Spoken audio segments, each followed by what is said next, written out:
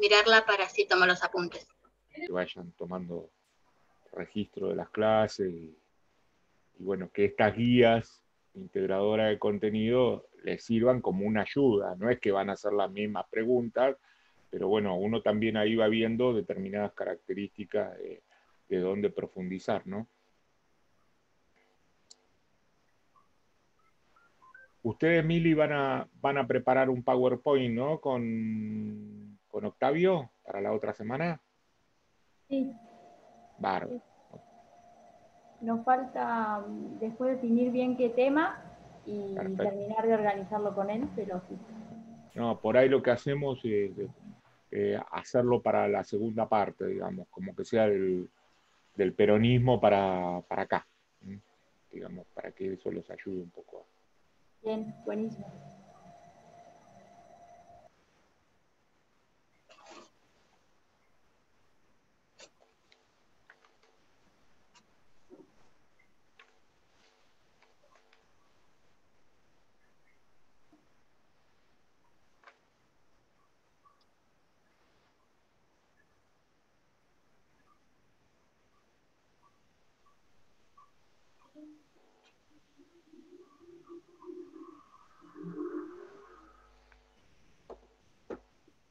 Bueno, y 10 empezamos.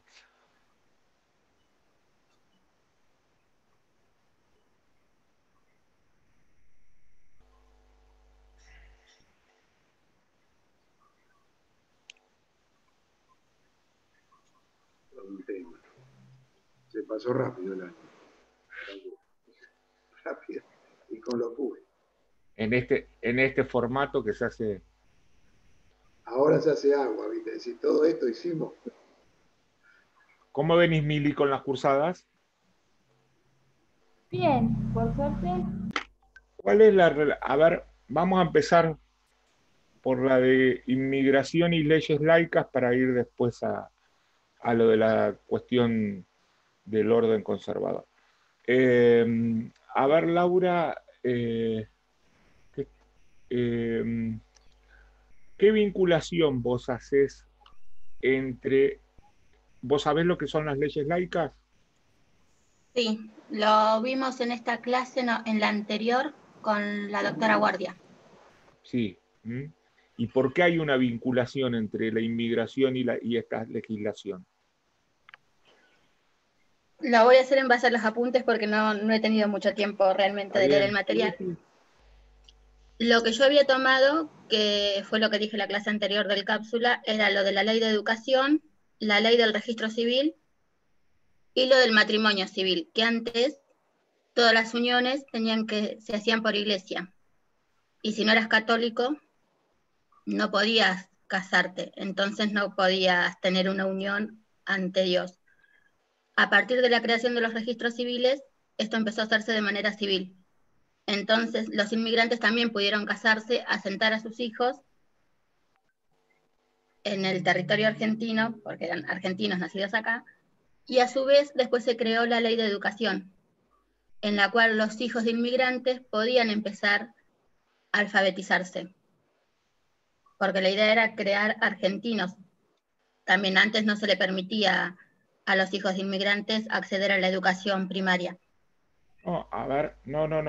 A ver, vamos a ir ahí, que por ahí hay algunas cuestiones que también vos vas viendo en político. Hay una cuestión de tensión entre el poder de la Iglesia y el poder del Estado. En la consolidación eso se da en las construcciones políticas tanto en Europa, y ese debate, que bueno, que va a ser un debate que claramente en la tensión de la Revolución Francesa, luego esa tensión va a llegar a América en este sentido y en la consolidación del Estado argentino.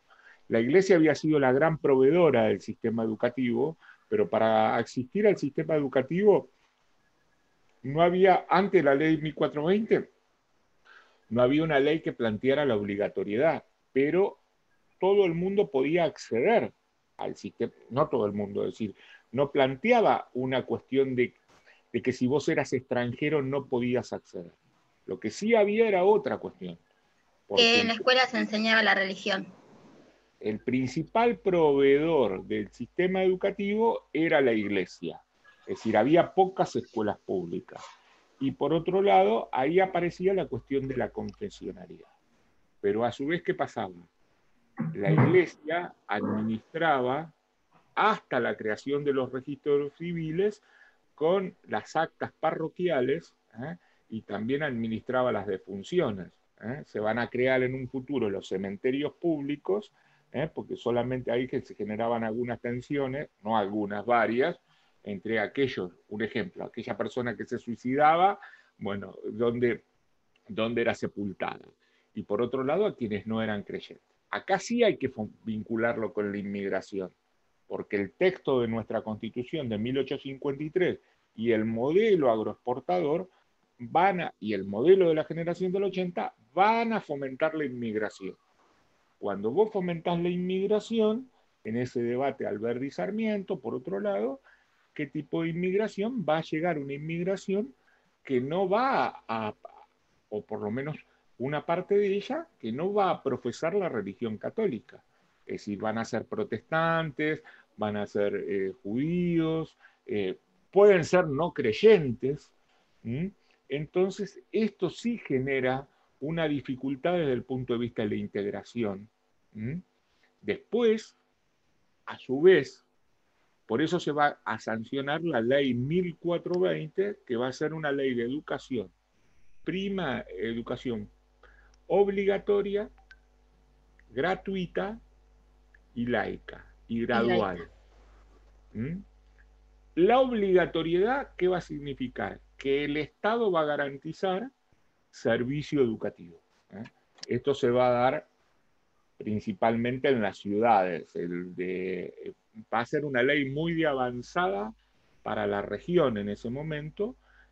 La mayor dificultad era la expansión del sistema educativo en el sector rural. Era donde, pues bueno, pero esa obligatoriedad, que no la tenían la mayoría de los países de la región, significa la construcción de escuelas, porque eso va a ser obligatorio. Entonces, por lo tanto, el Estado debe garantizar el acceso a la escuela, el derecho a la educación.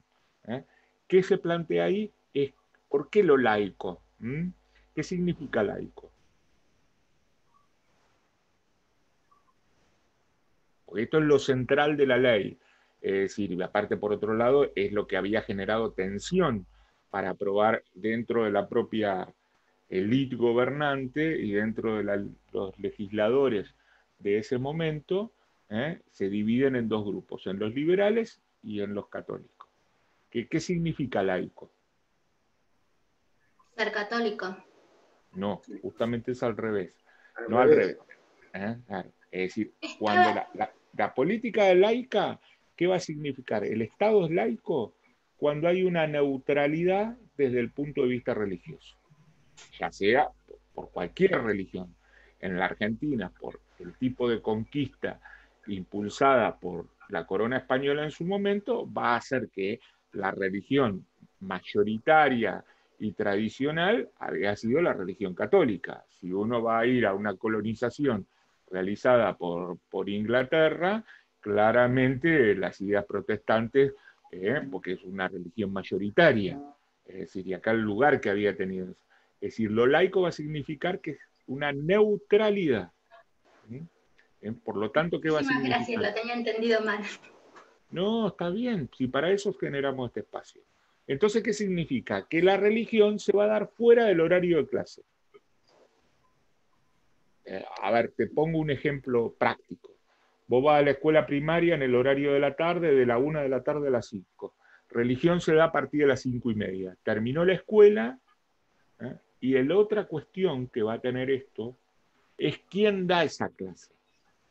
La iglesia va a tener que poner maestros de catecismo. Entonces esto genera una fuerte...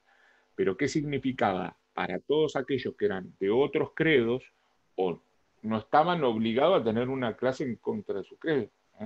O lo mismo desde el punto de vista de la... Es decir, vos vas a hacer tu trámite al registro civil y te acreditás como persona, tenés tu DNI, si tenés un hijo, el acta de nacimiento, lo vas a hacer, no tiene nada que ver lo religioso. Entonces, por eso se llama el proceso de secularización del Estado. El Estado va creando instituciones. Una institución, el registro civil. Ya deja de ser la Iglesia quien tenía el control de los nacimientos de las personas y el control desde el punto de vista de cuando esas personas fallecían, para crear el registro civil, y después se van a crear los cementerios públicos. ¿Se entiende? Ahí está esa relación de cómo vos integrás al inmigrante. Por eso es leyes laicas de inmigración.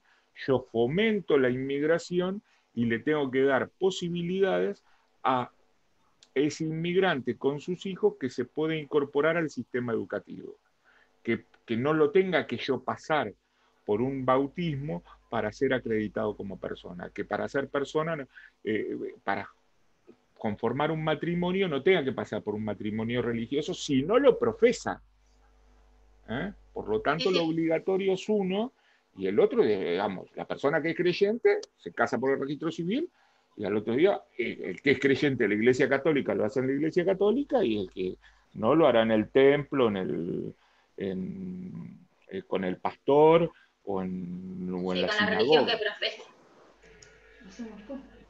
Es decir, esto va a significar, está mandado, digamos, el telegrama, de hecho. Y después hay esto, así. Bueno, pero ahí figuran. Ahí está. Ahora me quedó mucho más claro el concepto ese de laico. El concepto de laicismo es un concepto que surge claramente en la Revolución Francesa, de esa tradición donde el Estado se va a abstener de lo religioso, si no va a profesar una religión oficial. Pero bueno, hay tensiones. Esa ley que va a surgir en 1884, luego un congreso pedagógico, pero ¿por qué va asociada a la inmigración? Porque es para integrar al inmigrante. Y acá hay otra cuestión. Cuando vos lo planteaste el tema de la nacionalidad, se empieza a construir un relato sobre la nación argentina. No existía la nación argentina, había que construirla. ¿Y dónde se va a construir esa idea de nación argentina? Entre otros lugares. Con la educación en las escuelas. En las escuelas. ¿Y a través de qué? ¿Qué te ha pasado a vos? Si yo digo 25 de mayo, 9 de julio, no solo la historia, ¿qué otra cosa cuando vos ibas a la escuela? Hola, doctora García. El acto escolar. Sí. Ese acto escolar que empieza en el jardín de infante, hoy que es obligatorio en la sala de 5, va a seguir en la escuela primaria, va a seguir en la escuela secundaria. Ahí hay una transmisión de valores. Y se va junto con la historia, el sistema educativo, la historia porque vos le enseñás a leer, pues, lo dice la 1420, cuáles son las cosas mínimas que debe aprender, a leer operaciones básicas y cuestiones de historia y geografía. Así se va a construir ese ciudadano. La historia va a ser la ciencia justamente que va a construir ese relato histórico. Pero ¿desde qué lugar lo vas a construir? De la escuela. Todos los ciudadanos van a ir a la escuela, van a tener el acto escolar, entonces sí, la oración a la bandera después, todos los ritos que se construyen dentro de la escuela. ¿Ah? Sí, ahí comprendí bien todos los conceptos. No, claro, porque aparte, ¿qué pasaba? Es decir, para integrar a ese inmigrante, digamos, en algún momento hubo resistencia a algunos sectores porque había escuelas alternativas, digamos, pero para integrar a ese inmigrante, vos construías ese relato histórico, y aparte aprendían el castellano en ese momento, ¿no? Lo que hoy se denomina práctica del lenguaje. Pero a su vez existían esas leyes laicas, el fomento de la inmigración, un modelo económico, que era el agroexportador. Sí. Ayer ustedes vieron el modelo de sustitución de importaciones. Está más adelantado, a partir de la década del 30, el crack del 29, y a su vez, ¿qué pasa en lo político? Que eso vieron con Fabián y Pachi la semana pasada. ¿Cómo funcionaba el sistema político?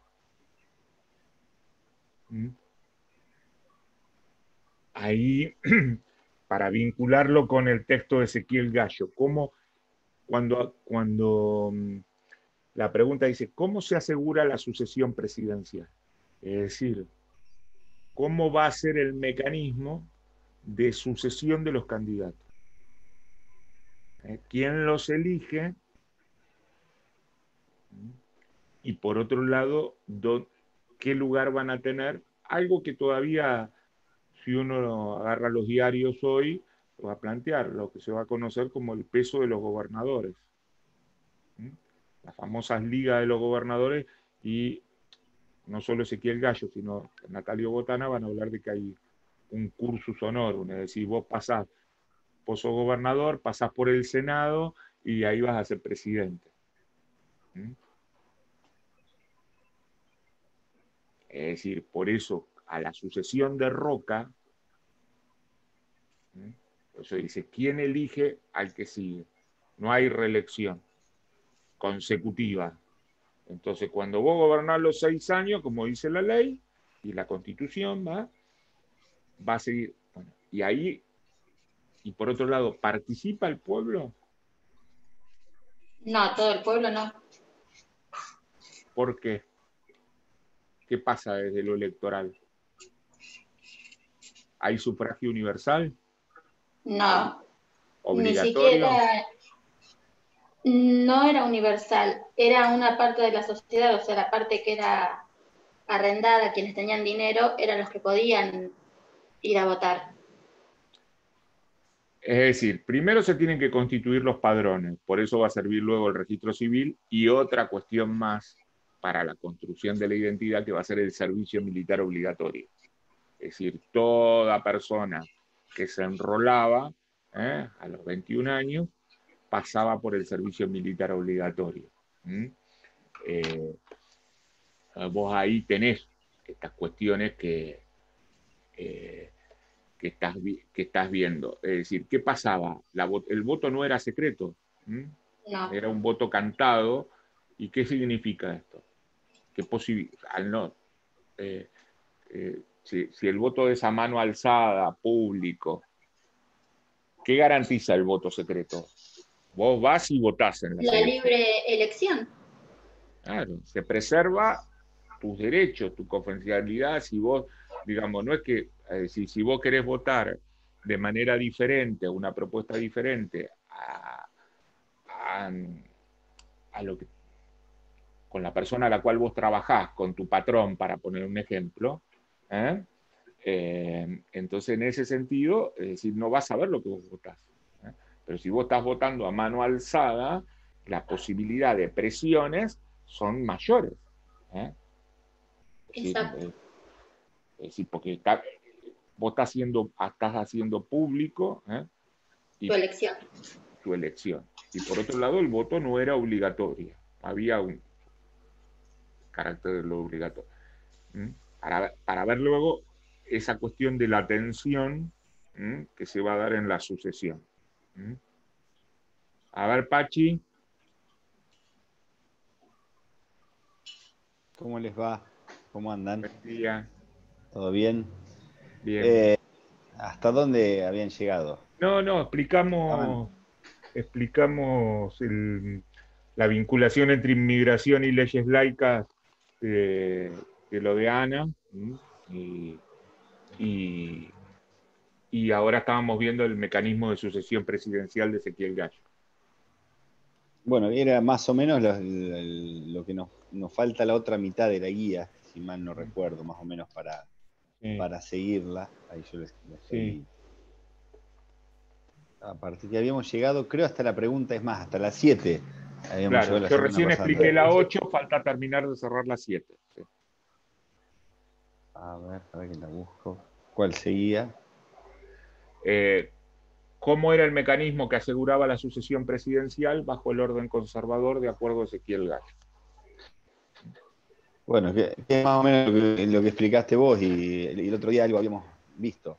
Había que ver, bueno, cuáles eran las que seguían de las preguntas que estaban en la guía. Por lo menos si hay dudas. O sea, el otro tema es ver si en la segunda parte de esas guías más o menos que veníamos viendo surgen dudas o si por lo menos las han podido resolver con el material que tenemos, porque me parece que también es ver eso, a ver si se han comprendido las preguntas para no hacer sobreabundante y por ahí poder avanzar en lo que falta. Eso lo saben ustedes, chicos, o por lo menos coméntenos más o menos con el resto de las preguntas cómo vienen. Profe, yo le voy a hacer una consulta con respecto Sí. a la 10. Ajá. Le soy sincera, voy armando más o menos las respuestas en base a las clases, las plenarias que tenemos con ustedes. Miro la de la mañana y la de la tarde, siempre alguna diferencia se encuentra. Cuando termine con otra materia me voy a poner de lleno con esta. ¿Me explicaría las etapas del radicalismo? Bueno. En idea general, y yo después lo amplío con el material de estudio. A ver, lo primero que hay que entender es que el radicalismo surge como, la Unión Cívica en su momento surge como una respuesta a todo un sector, que es el que recién me parece hablaba Juanjo, que no tenía incidencia en lo que era la vida pública, pero además que dejaban afuera lo que era la posibilidad de elegir a todos los ciudadanos, es decir, el voto, como lo conocemos, con la fortaleza que tiene y demás, es una cuestión que hoy por hoy no, y que en ese momento no era tomada en cuenta. De ahí que el planteo de la Unión Cívica, originalmente cuando lleva adelante las revoluciones, la primera revolución, la revolución del parque, era devolver la institucionalidad, y de atrás de la vuelta a la institucionalidad estaba la posibilidad de otorgar el voto para todos. ¿Por qué hago el análisis primero de lo de la Unión Cívica? Porque después esto tiene dos sectores claros, por los cuales se termina rompiendo y conformándose por un lado la Unión Cívica Nacional y por otro la Unión Cívica Radical. La Unión Cívica Radical tiene, por lo menos en el pensamiento de Alem, un concepto mucho más radical, por así decirlo, de cuáles eran las cuestiones que había que llevar adelante. Entonces, en esta primera etapa, que nosotros encontramos toda una etapa de revoluciones. ¿Las revoluciones eran para tomar el gobierno? No. Las revoluciones eran para generar que haya gobiernos elegidos en forma institucional, a través del voto y con la participación de todos los ciudadanos. Acá hay una diferencia que es finita, pero que es importante y marcarla, porque no es un golpe de Estado, cada una de lo que llevan adelante las revoluciones, sino la búsqueda de institucionalizar todo un sistema anómalo que, más allá de levantar con la Constitución, venía funcionando con minorías solamente que elegía. Entonces, la primera etapa es la llamada etapa de las revolucionarias, de las revoluciones, por las cuales se intenta llegar a esto. Después el radicalismo tiene una crisis que está dada básicamente entre las diferencias de estrategias que hay entre el radicalismo de la provincia de Buenos Aires, consolidado, bien conformado por Hipólito Yrigoyen, y un radicalismo nacional que empieza a tener otro tipo de concepciones, que plantea el hecho inclusive hasta de participar en las elecciones. Bueno, a punto tal que, como dato anecdótico, yo siempre lo digo, Hipólito Yrigoyen termina siendo expulsado de la Unión Cívica Radical, que quien era nada más ni nada menos que el máximo de sus líderes. Entonces entra en la etapa de la abstención revolucionaria. La abstención revolucionaria, ¿qué era? El radicalismo había crecido, las revoluciones se habían garantizado que el radicalismo se expanda por los distintos sectores de la nación y por la representación, además de los grupos ciudadanos que representaban. Si hay algo que queda claro con la conformación de estos partidos, como son el socialismo y el radicalismo, es que había una franja de gente que no estaba representado. El socialismo apunta claramente más a representar al sector laboral y el sector de los trabajadores, y el radicalismo a ese sector de inmigración que conformaría o que iría a conformar en algún momento lo que nosotros hemos conocido después como la clase media. Entonces, se entra en la etapa de la abstención revolucionaria, donde se van denunciando las distintas elecciones, el carácter fraudulento de las mismas y el radicalismo constituido como partido que no presentaba candidatos para participar. ¿A qué apuntaba con esto? A deslegitimar cada una de esas elecciones y las distintas autoridades que se fueran eligiendo. Hay luego una revolución radical más que se lleva adelante a principios de siglo, en 1905, como intento, pero claramente la abstención era lo que condicionaba fuertemente el accionar político, hasta que en determinado momento se produce claramente, creo, la consolidación del liderazgo de Irigoyen dentro del radicalismo, y se produce el diálogo con Sáenz Peña, para llegar al punto de lograr la ley Sáenz Peña. A partir de ahí es donde el radicalismo decide la participación y termina llegando al gobierno. Esas, en principio, son las tres o las dos etapas fundamentales de esa primera historia hasta llegar a la participación luego de la ley Sáenz Peña, y bueno, y con la llegada de Irigoyen al gobierno y el inicio de ese periodo conocido como las presidencias reales. No sé si ahí alguno quiere sumarle algo más a ello.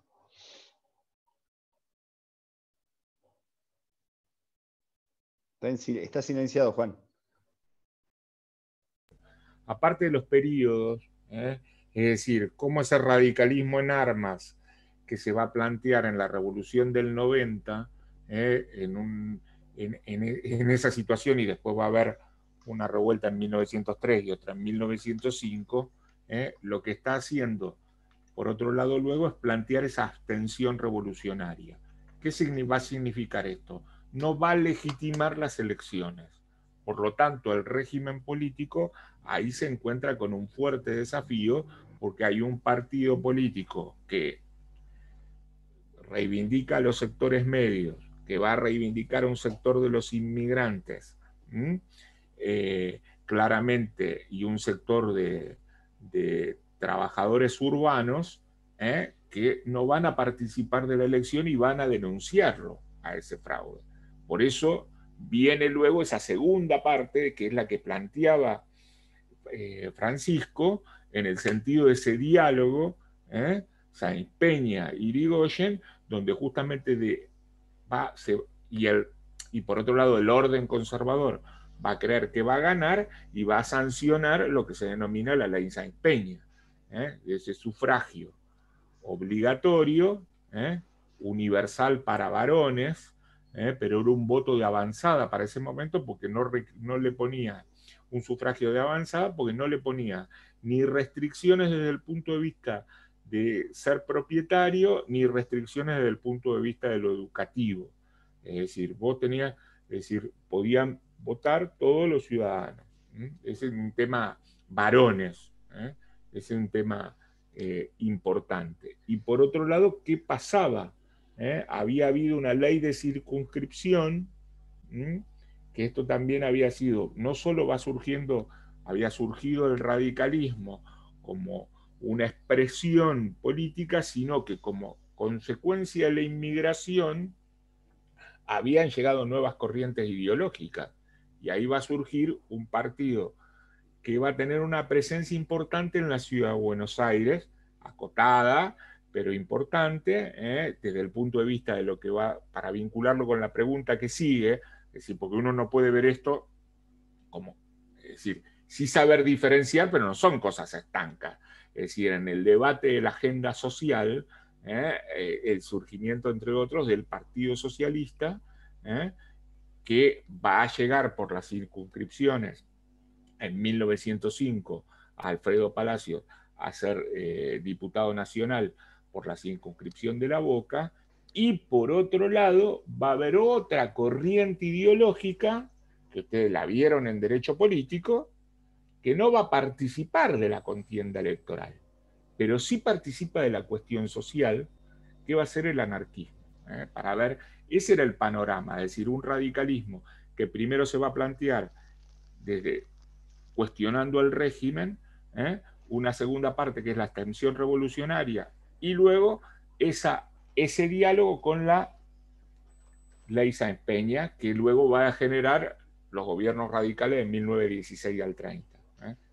Además, una cosita ahí para entender, porque hoy en día imaginar lo que es la abstención revolucionaria o el condicionamiento, la legitimación que se producía del sistema electoral resulta muy complejo. A ver, claramente la revolución del parque y tanto el radicalismo e incluso el socialismo había tenido un impacto en sectores que no participaban de la vida política para producir esa deslegitimación.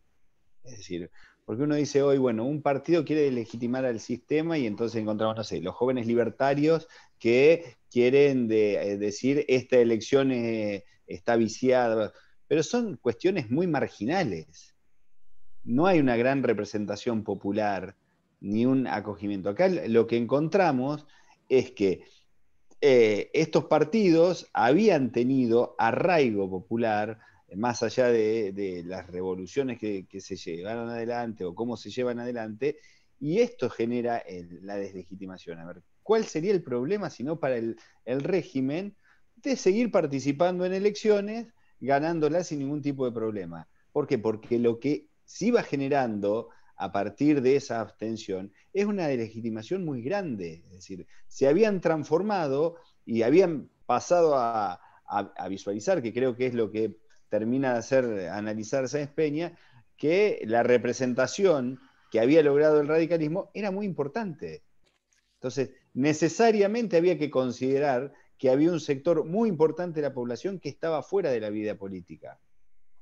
Lo marco o sea, ¿por qué? Porque resulta complicado hoy en tiempos donde cualquiera se convierte en antisistema, bueno, pero para tener incidencia o para tener generar cuestiones de pesos como estas que ocurrieron, evidentemente lo que hay que generar es una masa necesaria de gente para poder tener incidencia. No se logra solamente, yo veo las cosas a través hoy en día de las redes sociales, no alcanza.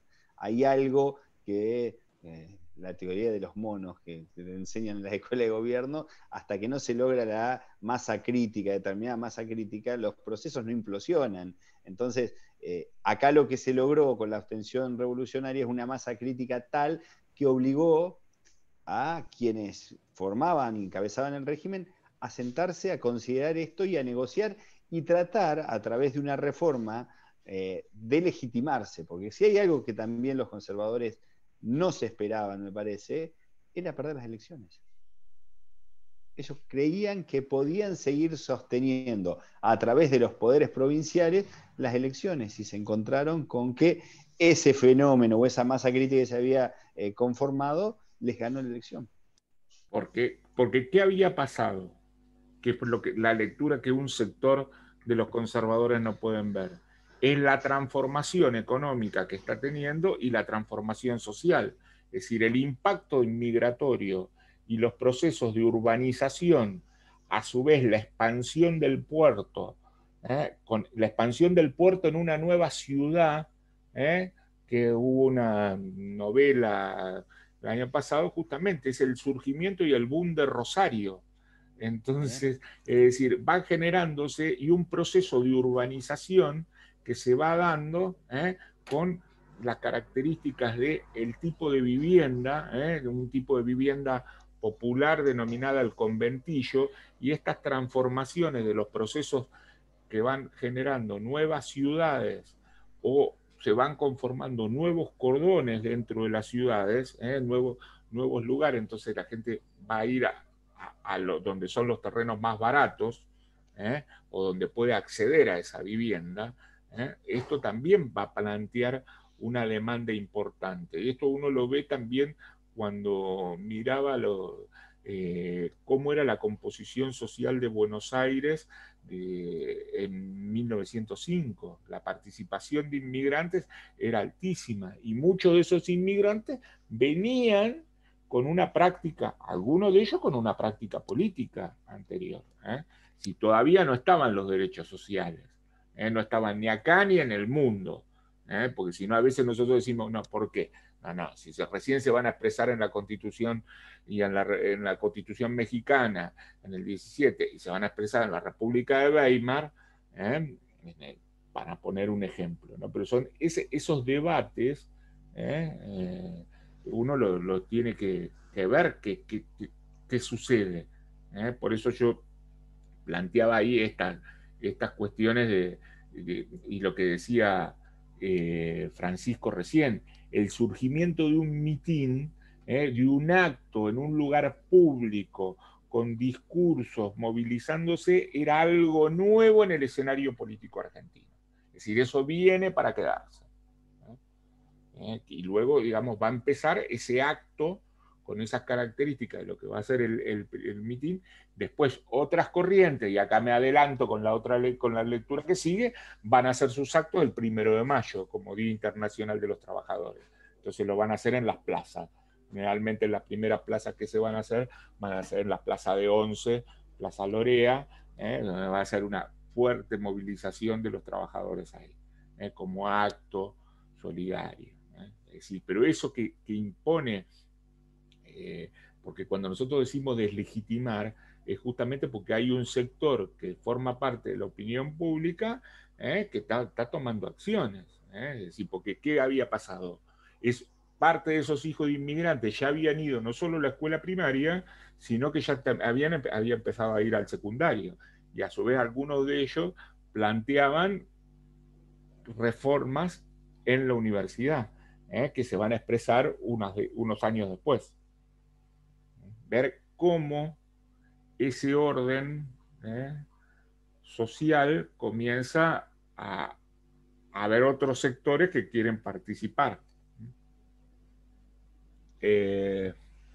Ahí sí, ahí me parece que Juanjo marca algo que sirve más allá para el tema, sirve para que vayan analizando cada uno de los procesos. Es decir, cada uno de los procesos históricos, generalmente lo que ha encontrado es alguien que los interpreta.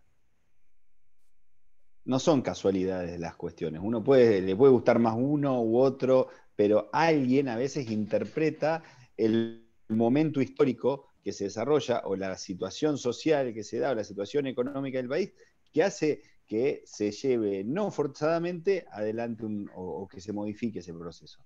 Por eso es importante eso que marcaba Juanjo, porque tiene que ver con eso que nosotros a veces le hacemos tanto hincapié, de los contextos, y que las normas jurídicas que van saliendo en cada periodo son fruto de eso. Claramente. Entonces, y de no tergiversarle a la historia o hacer análisis contrafácticos. Yo siempre, nosotros nos podemos poner a analizar por qué en la Revolución de Mayo no se legisló el derecho a huelga, si nadie pensaba en determinados derechos sociales. Pero no existía en el mundo el derecho a huelga. Claro. Y suele ser peligroso y se hace mucho. Se hace mucho, es lo que hablábamos la semana pasada, lo que pasa, por ejemplo, que ahora lo han agarrado varios textos de determinados autores que son del 1800 y pretenden traspolarse algunas cuestiones a un mundo actual que es distinto, que es muy diferente. Entonces, hay que analizar con cuidado esas cosas. Bien. Hay la pregunta que sigue. Quedó Laura antes que me olvide. Sí, sí, profe, me quedó muy clara. Bien. Gracias. Ahí veíamos entonces qué había pasado desde lo institucional con las leyes laicas. Vemos qué pasó desde lo político y ahora ese proceso va avanzando. ¿Qué pasa desde la cuestión social? Que es la pregunta de Suriano, ¿eh? ¿Cuáles son las cuestiones que va generando ese modelo económico y cómo se integra o no se integra a ese inmigrante? Pues si no, parece que todo fue una cosa perfecta. Y muchos de ellos se volvieron y otros vivían en condiciones que no eran. A ver, Fabi. Ahí está. Sí, los estaba escuchando atentamente. Acá, en materia del trabajo, hay una figura destacada que es Alfredo Palacios. Pero Palacios fue el primero, después que bien nombró Juanjo, por la ley de circunscripciones uninominales, fue el primer diputado socialista por el barrio de La Boca, donde él pertenecía, y sancionó una serie de leyes. La más importante es el descanso dominical, es decir, ya se comenzaba a hablar del descanso semanal del trabajador. Había una cuestión obrera muy importante también, que fue la cantidad de horas que se estaba trabajando en las industrias de aquel momento, de fines del siglo XIX y principios del XX. Digo esto porque hoy hablamos de 8 horas. Hoy ya se va a modificar también, pero bueno, para no hacerlo más complicado. En aquella época se trabajaba entre 12 y 14 horas por día. Y de acuerdo a la temporada, la producción, había una flexibilización laboral muy notable, había una protección. Y vuelvo a repetir, el primer diputado, como bien les dijo Pachi y Juanjo, esa lucha parlamentaria a favor del obrero fue del Partido Socialista con Alfredo Palacios. Pero hubo otro senador y diputado también que presentó un proyecto de código de trabajo, que fue Joaquín Ben González. Lo van a ver más adelante, en otras materias, digo, laboral. Pero para que tengan una idea que hubo una preocupación inclusive del sector más conservador y de la oligarquía argentina, de ese partido de notables, que fue de la generación del 80, pertenecía a la generación del 80, y se había presentado un código de trabajo, que resultó después no ser sancionado. O sea que ahí comenzaba digamos, el poder político argentino a mirar la cantidad de huelgas que se estaban dando y que a su vez, a fines del siglo XIX, se habían creado este movimiento obrero, 2 centrales obreras, que fue la FOA, Federación Obrera Argentina, y después fue la FORA, Federación Obrera Regional Argentina, entre fines del siglo XIX y principios del XX. Esto hay que tenerlo en cuenta, lo van a ver en muchos textos, inclusive en las lecturas obligatorias. Es decir, que el político argentino, la presidencia, la segunda de Roca, Manuel Quintana, Figueroa Alcorta, ven con preocupación la cantidad de huelgas que se iban dando en la Argentina. De hecho, se va a sancionar una ley de residencia. Una ley de residencia que el poder le daba plena discrecionalidad al Poder Ejecutivo para hasta detener a través de la policía toda persona con ideas anarquistas de aquella época y hasta deportarla del país. Una ley que después va a ser derogada décadas más adelante. Pero esta cuestión obrera iba a ser tenida en cuenta y este movimiento obrero por la cantidad de huelgas. La primera década del 10, o los primeros 10 años del siglo XX de la República Argentina es de una alta movilidad obrera y sobre todo de un movimiento obrero de extracción anarquista. O sea que el inmigrante que venía, como bien le dijo Juanjo, de Europa, de las luchas sociales y políticas de la Comuna de París, iban a traer esa experiencia obrera, inclusive con escuelas de artes y oficios que ellos mismos se iban informando a través de sindicatos anarquistas. No vamos a hacer eso, lo habrán visto por ahí en derecho político, también estuvo el sindicalismo revolucionario, el anarcosindicalismo, bueno, que tenía tenía su peso político en la sociedad y en el obrero, y representatividad en el obrero argentino. Y por otro lado se estaba formando en esa segunda etapa la Unión Cívica Radical, que también veía con preocupación eso, que después más adelante lo vamos a ver con Irigoyen, con Alvear, las leyes que se fueron sancionando, ¿no? Las concesiones que se le fue dando al movimiento obrero. Siempre iba a ser la lucha por una ley que los representara en cuanto a la jornada laboral, no trabajar 12 o 14 horas, el trabajo de la mujer, el trabajo del chico, del niño, menores de 14 años en las fábricas, que bueno, lo mandaban a trabajar porque no había otra.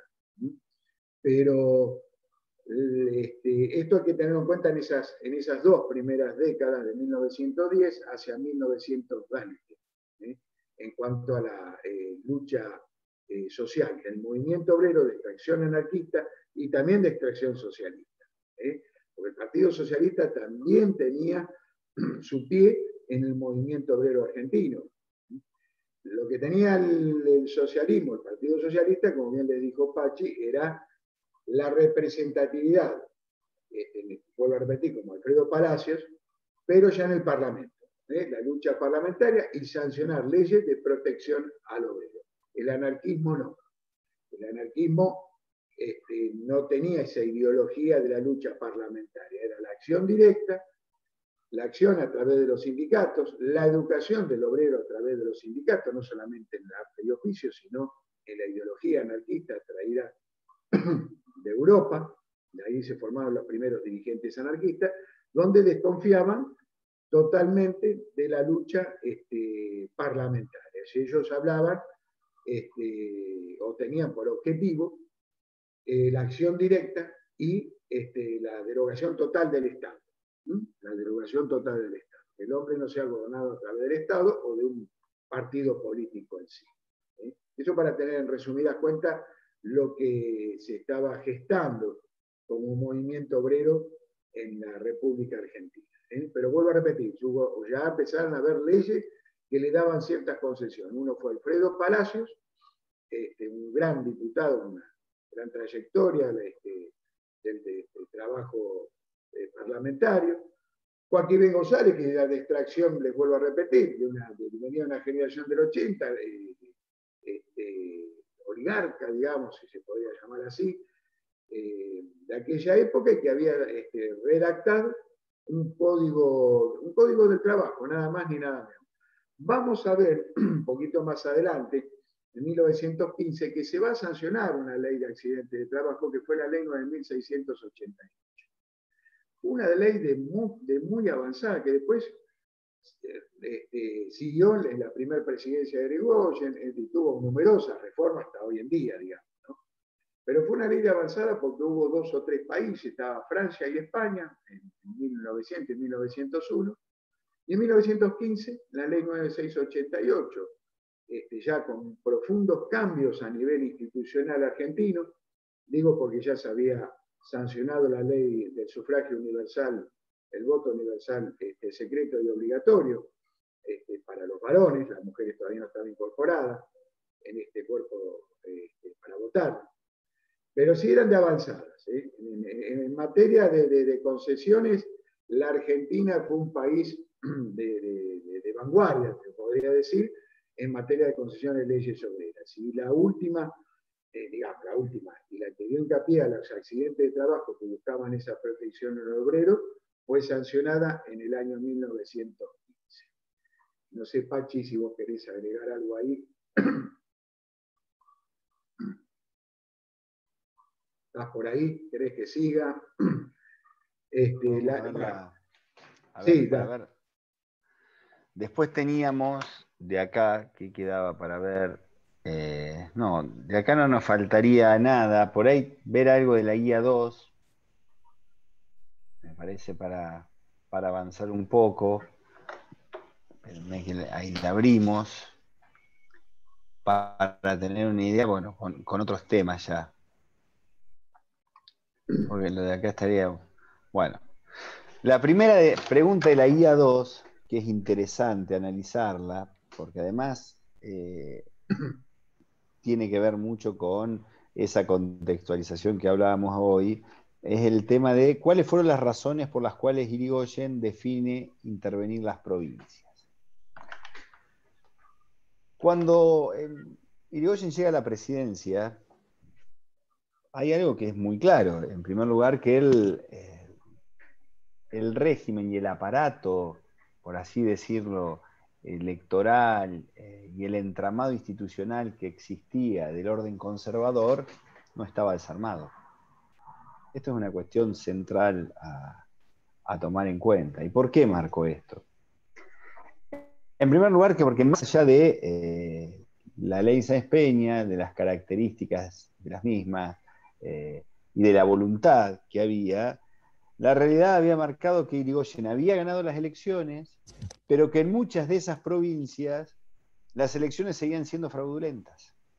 Las instituciones que tenía consolidadas y conformadas el conservadurismo eran muy grandes, a punto tal, y esto cuando lo vean, cuando estemos llegando a la última parte, van a ver cómo los sectores conservadores en muchos lugares en la provincia, ¿no?, son prácticamente, yo coincido en eso que a veces Fabián lo dice, son prácticamente cuestiones feudales. ¿Por qué? Porque nos vamos a encontrar que las mismas familias en determinados lugares gobernaban bajo el nombre del autonomismo, después bajo el nombre del conservadurismo, después bajo el nombre del antipersonalismo, después volvieron a ser conservadores, después fueron peronistas, y vamos a ver cómo se da una situación muy especial a veces, que más allá de las modificaciones que había, lo que consolidaban el poder era lo mismo. Entonces, ¿qué es lo que ocurre? El radicalismo gana las elecciones, Irigoyen es electo presidente, pero lo que ocurre es que en la gran mayoría de las provincias los conservadores siguen controlando la situación. Entonces, Irigoyen plantea la necesidad de las intervenciones reparadoras. Él habla de un programa de reparación. Y ese programa de reparación tendía o tenía como objetivo el saneamiento institucional del país. Y lo que planteaba es que para sanear esas instituciones en las distintas provincias, lo que debía hacer era irlas interviniendo para tratar de ir desarmando esas madejas de poder conservador que todavía estaban vigentes. Entonces, el planteo de avanzar solamente no alcanzaba con la sanción, no fue solamente la sanción de la ley Sáenz Peña, porque como muchas de las leyes que nosotros se van logrando la sanción, lo que necesitamos después es que a la hora de ponerla en práctica puedan llevarse adelante. Y acá se había logrado parcialmente. Entonces, la necesidad de ir reparando, ir rompiendo esos focos de corrupción, de control estatal e institucional que tenían los conservadores en las provincias, es lo que termina dando fundamento para que se lleve adelante este programa de reparación que hablaba Irigoyen, con la intervención de gran parte de las provincias. Esto con respecto a la 1, para marcar algo, Fabián y Juanjo tienen para agregar y hacer dulce con esto. Yo sí, bueno, perdón, igual... Fabi, perdón un sí. momento. Pachi, Fabián, ¿ustedes me autorizan que tengo que estar en la presentación de una actividad de Pablo Slavín? Sí. Ningún problema. Sí. Bueno. Tranquilo, Juanjo, tranquilo. Bueno, hasta luego, Laura y Sebastián, gracias. Hasta luego, profe. Agregarle, Fabián. No, quería agregarle nada más. Casualmente es un tema importante porque lo van a ver en teoría constitucional, derecho constitucional en mi época, en el plan, que es el artículo 6 de la Constitución Nacional, que es lo que está hablando Pachi.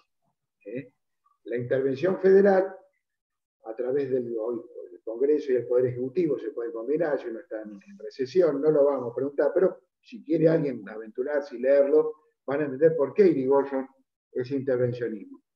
Acá viene algo que, por eso la historia es una ciencia y es un tablero de ajedrez dentro de la política. Como bien dijo Pachi, el interior siempre quedó gobernado por un conservadorismo total. De hecho, tenemos hoy en día un diputado que hace un gobernador que hace más de 25 años. Eso no lo puede obviar nadie. Por eso parte de ese resabio que viene colonialista. Por eso hablamos de la ley Sáenz Peña, de la renovación de autoridades para una democracia pura y sincera. Y que bueno, el interior, Irigoyen, cuando gana Irigoyen en 1916, lo que hay que tener en cuenta que el Congreso no era mayoría radical, también quedaba esa gente de la generación del 80, el poder terrateniente y agropecuario como proceso de la Argentina de 1880 y hasta hoy en día sigue siendo abastecedor de alimento y materia prima. Y esa oligarquía sigue teniendo un peso importante en la designación de autoridades provinciales, sobre todo en aquella época. Entonces, si nosotros queremos llevar la democracia al interior, la representatividad democrática de dos partidos que iban haciendo, como la Unión Cívica Radical y el Partido Socialista, después van a surgir otros, y veíamos que había una generación que estaba enquistada en el poder, con un poder, valga la redundancia, hegemónico dentro de lo que es el sector primario de la producción, me refiero al agropecuario, y que era muy difícil gobernar con esta representación de esa generación del 80 en el interior. La intervención que daba Irigoyen en las provincias de San Juan, sobre todo la región de Cuyo, para poder gobernar se justificaba. ¿Por qué? Porque ustedes van a leer este artículo 6 de la Constitución, por una cuestión de sedición, de rebeldía, de presión, que generaba un desgobierno en las provincias. Entonces era muy difícil desde Capital Federal, de la ciudad de Buenos Aires, llegar con un programa político, llegar a hacer entender que es el sufragio universal, secreto, obligatorio para varones mayores de 18 años de edad, que podían ser elegidos. No nos olvidemos que en aquel momento la elección o el binomio presidencial era una elección indirecta. No es directa como ahora a partir de la reforma, era indirecta. Había que elegir lo que hoy es parecido al colegio electoral norteamericano. Pero bueno, para no irnos por las ramas. Entonces era muy difícil para la primera presidencia de Hipólito Yrigoyen llegar a esas provincias donde estaba enquistado un poder hegemónico, oligárquico, y del sector más que nada agropecuario. Entonces, con otra representación, con otros políticos, porque siempre eran lo mismo. Y se producía ese desgobierno. Se produjo ese desgobierno décadas posteriores hasta principios de este siglo. Hubo intervenciones federales de alguna manera en Santiago del Estero a partir del 2004, para que ustedes tengan un ejemplo, que es un instituto que fue muy usado en la República Argentina junto con el Estado de sitio. Pero no sé si la pregunta viene por ese lado, Estado e intervención federal. Ahí lo van a ver, ataque exterior, o cuando se ponen a requisición de las autoridades constituidas en ella, piden al gobierno central, al gobierno nacional, que intervengan para reponerlas y garantizar ahí el sistema republicano.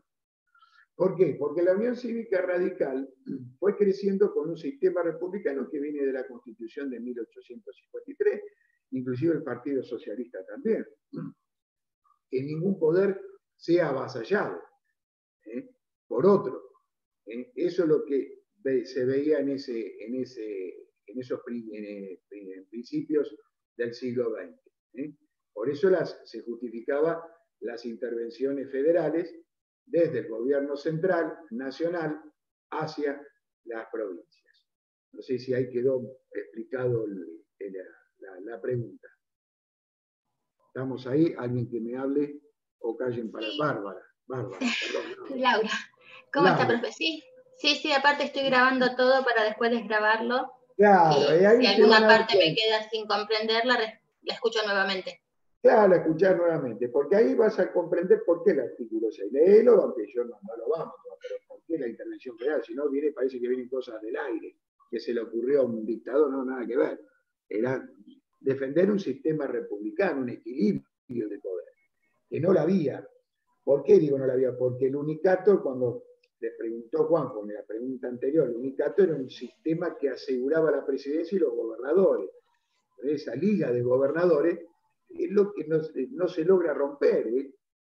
No se logra romper desde un gobierno central, ojo con esto.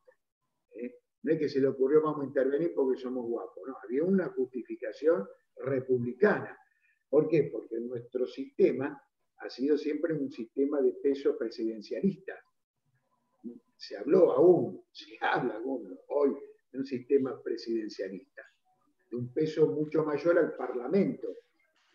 Y lo que se quería buscar acá a través de la Unión Cívica Radical y de la formación de otros partidos, no solamente un equilibrio de poder en las funciones del Estado, se refiere judicial, como es legislativa y ejecutiva, se buscaba ese equilibrio y con un parlamento que tuviera peso, no con un presidencialismo que tuviera peso. Y muchas veces se daba lugar a esta intervención federal. Chicos, ¿estamos bien? La otra pregunta, ¿cómo es? Que yo no tengo acá la guía. Si tiene ahí, Laura. Yo la tengo acá. Gracias, Laura. ¿Cuál fue la postura de nuestro país con respecto a la Primera Guerra Mundial? Bueno, la postura de nuestro país con la Primera Guerra Mundial fue una postura de neutralidad. Cosa que yo lo veo con buenos ojos porque la guerra no lleva a nada. Exacto. Así que cualquiera sea la violencia en cualquier época, sin embargo el hombre vivía así. De esta Primera Guerra Mundial de 1914-1918, que agarra el final de la primera presidencia, del final de la Primera Guerra Mundial, la primera presidencia de Hipólito Yrigoyen, demostró una neutralidad de no participar en un acto beligerante que se le llamó la Gran Guerra. No vamos a hablar de la Gran Guerra, pero sí hubo dos episodios de dos buques mercantes que fueron hundidos por los alemanes. Uno era el Toro y el otro no me acuerdo, lo dice cualquier libro de historia. Por esta neutralidad, ¿por qué? Porque la Argentina estaba abasteciendo con el mercado de las carnes, carne enfriada a los aliados, a los ingleses de aquí, en la Primera Guerra Mundial. También había una cuestión comercial.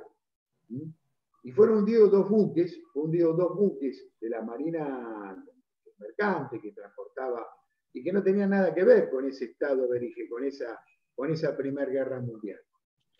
Después Alemania le pide disculpas y una reparación, pero nosotros mantuvimos la neutralidad, cosa que me parece bien porque estábamos lejos, no teníamos nada que ver con aquella guerra, sobre todo con la Primera Guerra Mundial, que se llamó la Gran Guerra, por la metodología utilizada, por las primeras guerras químicas, digamos, por alguna manera de escribirlo. Y Yrigoyen tuvo la certeza de mantener una neutralidad, es decir, mantenernos como un Estado amigo, mantener el comercio, porque nosotros fuimos abastecedores de alimentos, es decir, no podíamos cortar con eso si no había entrada de divisa. Pero no veía con buenos ojos intervenir en algo que no teníamos nada que ver, y además no teníamos la Fuerza Armada en aquel momento, con lo que tardaban las comunicaciones, no era una Fuerza Armada proclives a meterse en un problema lejano, que es nada más ni nada menos en potencias europeas, ¿no? Por lo menos los informes de aquella época daban lugar a mantener esa neutralidad. Laura, no sé si está... Sí, estoy acá, profe. Los restos de los alumnos también. Neutralidad que después se va a sentir también en la Segunda Guerra Mundial, en intervenciones en Medio Oriente, en la época de Ilia. O sea, no es que...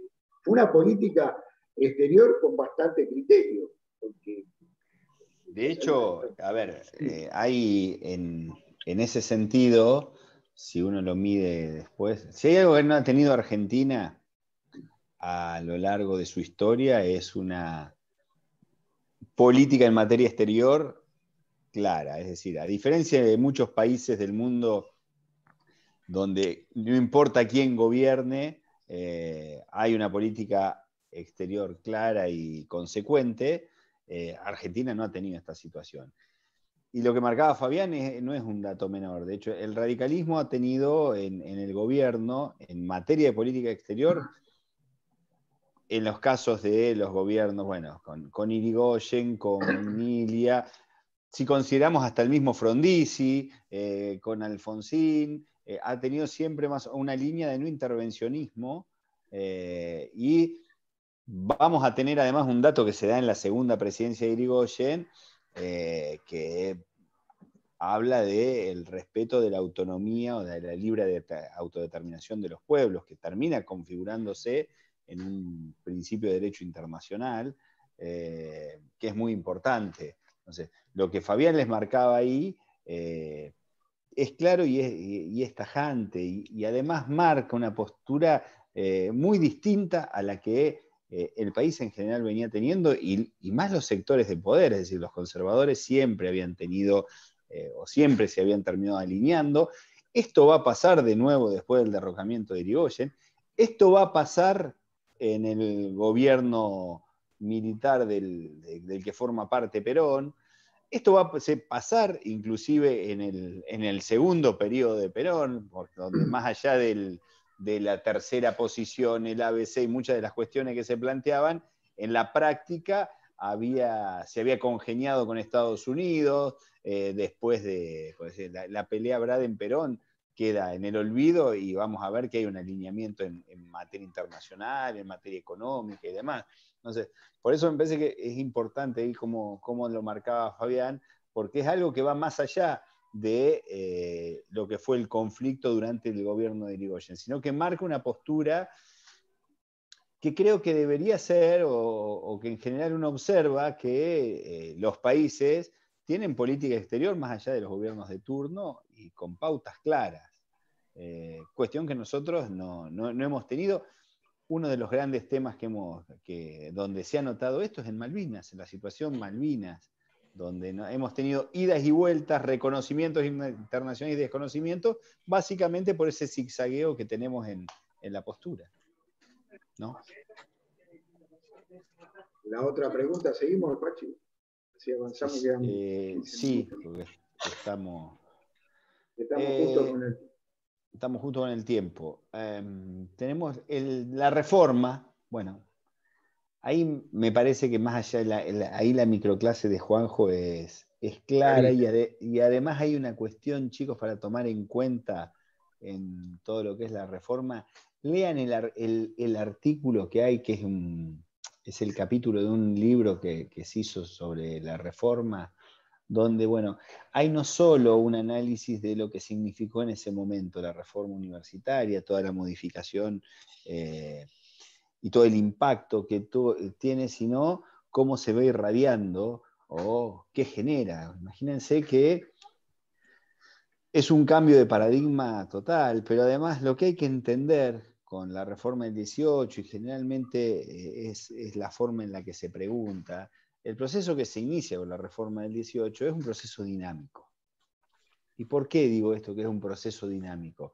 Porque la verdad que el reformismo, como creación a partir del 18, es algo que se va modificando, que se ha tenido que ir adaptando, que ha tenido que ir confrontando con los distintos gobiernos. Es decir, la reforma del 18, el cogobierno, la gratuidad, la participación estudiantil, la extensión como mira, la posibilidad de concursos. Ustedes fíjense que chocó con gobiernos democráticos y no democráticos que avanzaron sobre esos principios de reforma. Y así todo va en un proceso de reinvención y de readaptación continua, donde se analizan desde conceptos como la autonomía. Esto es un tema muy importante para que ustedes lo piensen, que choca a veces con la autarquía universitaria. ¿Por qué? Porque no nos olvidemos que las universidades tienen una dependencia económica del presupuesto nacional. Entonces, pensar los pilares fundamentales de la reforma del 18, cogobierno, el régimen de concursos, la participación de los distintos claustros como algo de base. pero que disparó todo un movimiento político. Es decir, ustedes piensen que la reforma del 18 se irradió por toda América. Yo siempre, el año pasado me acuerdo que lo hablamos con Fabián, en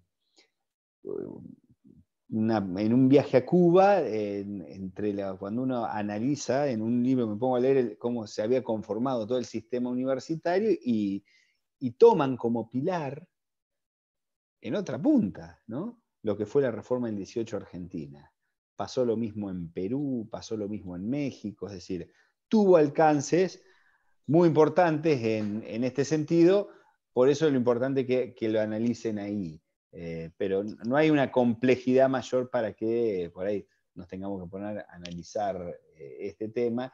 Lo del manifiesto, ahí en la pregunta 4 dice, ¿cómo caracterizan a los profesores, según los estudiantes, la situación de la ciencia? Bueno, el manifiesto hace todo un análisis de cómo está el sistema educativo en ese momento, qué representan los docentes, y hace un análisis sobre lo que debería significar la educación, la relación con el docente y demás, que realmente no ha perdido absolutamente nada de vigencia y que es más que interesante que ustedes lo lean en el manifiesto, porque van a encontrar sin número de frases y análisis que me parece que son muy importantes.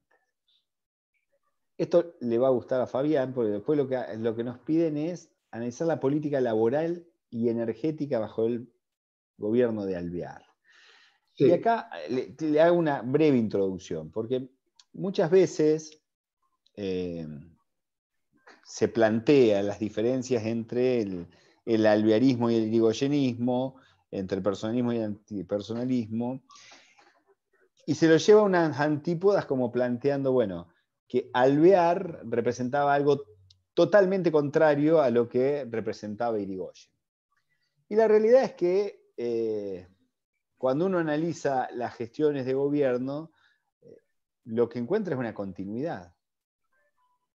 Hay notoriamente una continuidad en términos laborales, en términos de derechos, en términos de la reparación, lo que claramente estamos en presencia de una persona totalmente distinta. Es decir, Irigoyen proviene de un sector social muy distinto al de Alvear.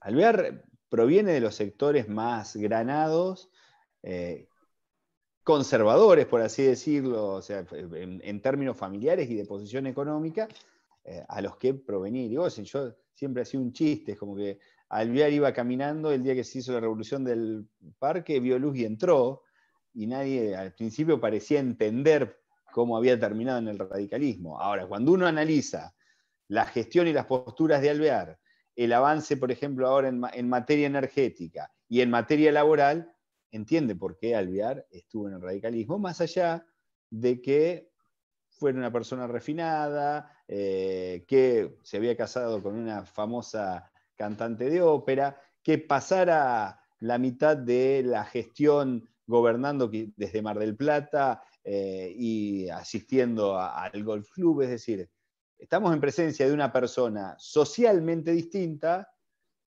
pero cuya continuidad política en las medidas de gobierno vemos que se da. De hecho, Irigoyen es quien deposita la confianza para que el sucesor sea Alvear, y después se da un fenómeno muy raro, que es que vamos a encontrar, qué bueno, vamos a encontrar que Irigoyen, que Alvear no realiza ningún impedimento para la vuelta de Irigoyen. Más allá del conflicto ya entre personalistas y antipersonalistas, vamos a ver que la relación entre Irigoyen y Alvear se conserva hasta la muerte de Irigoyen de la misma manera. Entonces, a veces la historia o los relatos quedan presos de otras circunstancias que no tienen que ver con las continuidades políticas. Entonces, acá por eso podemos hablar de los tres periodos de las presidencias radicales en un mismo hilo. Y esto se nota en estas cuestiones, en materia energética y en materia laboral, que Fabián lo sabe mejor que yo. Bueno, gracias, Pachi. No, en materia energética es importante porque a partir de 1907, el Comodoro Rivadavia se descubre buscando agua, bueno. en la historia que se descubren los primeros pozos petroleros. Ya antes, en la provincia de Mendoza y Salta, hubo esta retrospección geológica buscando petróleo, que era a fines del siglo XIX. Esto hay que tenerlo bien en cuenta. Hubo ingenieros que presentaron los primeros informes sobre el territorio argentino a partir de 1916, la primera presidencia de Irigoyen, que había petróleo en la Argentina, a partir de este descubrimiento de 1907. Entonces, Irigoyen, como buen criterio, tenía que crear una empresa del Estado que fue creada en 1922 con su primer presidente, Enrique Mosconi, ingeniero de aquella época también, una empresa del Estado que explotara estos pozos petroleros y empezara a abastecer la marina mercante, la marina de guerra. Tener una destilería, la que hoy conocemos cerca de la ciudad de La Plata, contar con una infraestructura que autoabasteciera y no dependiéramos del petróleo traído por ejemplo, la Standard Oil de aquella época. Digo esto porque la guerra del petróleo aún sigue estando. Esto no es colación, no es que somos todos locos y queríamos crear una empresa del Estado. Enrique Mosconi, cuando crea la empresa Yacimientos Petrolíferos Fiscales en aquella época, era del pensamiento, y se le inculcaba al obrero del petróleo, que cada obrero debía sentir a la empresa como su hogar propio. Y así fue. Difundió ese amor por la empresa, por Yacimientos Petrolíferos Fiscales, política que iba a continuar Alvear, hablando de 1922, ya hubo tratativas con la primera presidencia de Irigoyen y después con Alvear, de darle continuidad. Ahora bien, he aquí el problema. ¿Por qué? Porque los tours del petróleo, los monopolios del petróleo, como la Standard Oil, querían radicarse en la Argentina. Y comenzaba esta lucha entre el gobierno nacional de aquel momento, Irigoyen, y los tours norteamericanos, de capitales norteamericanos. Entonces había que sancionar leyes anti-tours, antimonopólicas, que nos sacaran el petróleo otra empresa y que no sea el de Yacimientos Petrolíferos Fiscales, que no sea de esta empresa estatal o manejada desde el Estado. Esto fue visto como los ojos por todos los gobiernos. ¿Por qué? Porque quien inició esto fue el radicalismo para abastecer de petróleo y sus derivados, del petróleo y la petroquímica, a nuestros mercados internos. Por supuesto que esto no lo vio bien Estados Unidos, bueno, ahí hay otra lucha económica. Por otro lado estaba lo que se llamó, como bien le dijo Pachi, la legislación obrera. Bueno, la legislación obrera también tuvo sus idas y vueltas. Alvear ya había sancionado ciertas leyes previsionales en aquella época para los empleados estatales, por ejemplo, ¿no? Es decir, abarcaba ya un cierto sector de los empleados públicos de aquella época. Había sancionado leyes a favor del trabajo de la mujer, del trabajo de los chicos, que iba a tener su continuidad en la segunda presidencia de Irigoyen de 1928. Pero la ley más importante que venían, yo les comenté, luchando los trabajadores en el principio del siglo XX, era limitar la jornada de trabajo. Bueno, la concesión que le dio a través de la ley 10.544 en 1929 fue Hipólito Yrigoyen, de otorgarle la jornada limitada de trabajo a 8 horas diarias o 48 horas semanales. Esto ténganlo en cuenta nada más para que tengan una idea en política laboral.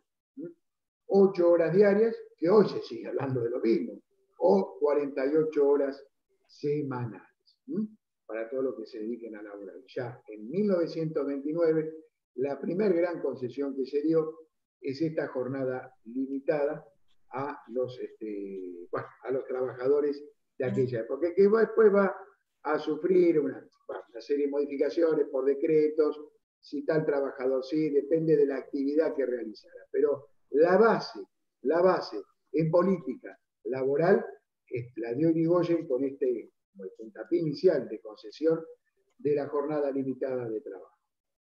Pachi, que ya creo, no sé si estamos ahí.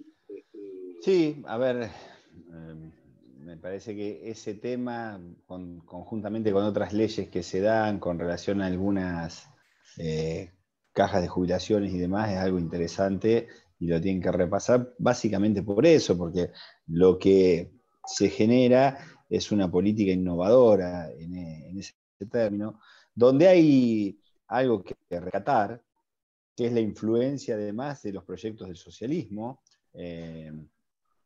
Hay un avance en este sentido y algo que me parece que rescatar porque en otras épocas y porque hoy en día parece costar tanto, es decir, proyectos que no necesariamente eran oficialistas, eran avanzados y acompañados por el gobierno. Entonces se produce todo un gran avance en la legislación laboral que después va a retroceder, esto es una realidad, a partir de el golpe de Estado de 1930 vamos a tener un retroceso muy grande en toda esta materia y una conformación además de un sector industrial alrededor del conurbano que va a cambiar la lógica, así también como la cuestión y a partir del proceso de industrialización que bueno, va a tener consecuencias y generar otro proceso distinto. No sé si tienen alguna pregunta o alguna duda, chicos. No, la explicación que ustedes dieron me quedó clara. Sí voy a ahondar en el material de estudio, en las lecturas, que realmente no lo he hecho, y armar mis propios resúmenes y esto, y para la próxima clase haré algunas preguntas sobre la segunda parte de este trabajo y comienzo del tercer sheet. Bárbaro. Bueno, estamos en horario, ¿sí? Nos estamos viendo la semana que viene. Bueno, nos vemos el miércoles, profe. Hasta luego. Hasta luego. Chau, Jalín. Nos vemos, chau, chau. Mili, chau, nos vemos. Nos vemos. Adiós.